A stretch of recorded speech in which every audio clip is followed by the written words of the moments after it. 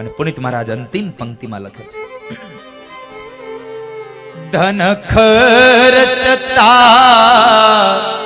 મળશે બધું, પણ માતા પિતા મળશે નહીં. ધન ખર્ચતા મળશે બધું, પણ માતા પિતા મળશે નહીં. માતા પિતા મળશે. પલ પલ પુનીત ચરણની તમે ચાહના ભૂલશો નહીં.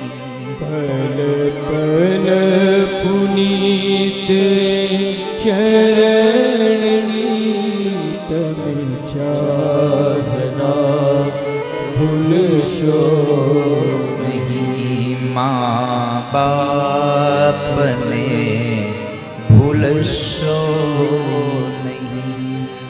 મા બાપને ભૂલશો. મા બાપની સેવા કરશો ને તો તમે તો સુખી થશો, પણ તમારા સંતાનો પણ ખૂબ સુખી થશે સાહેબ. કારણ એનું જાગતું ઉદાહરણ તમારી સામે બેઠું છે.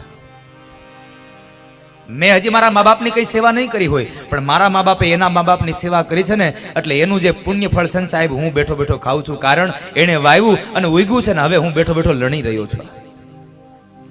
માટે મા બાપની સેવા કરજો.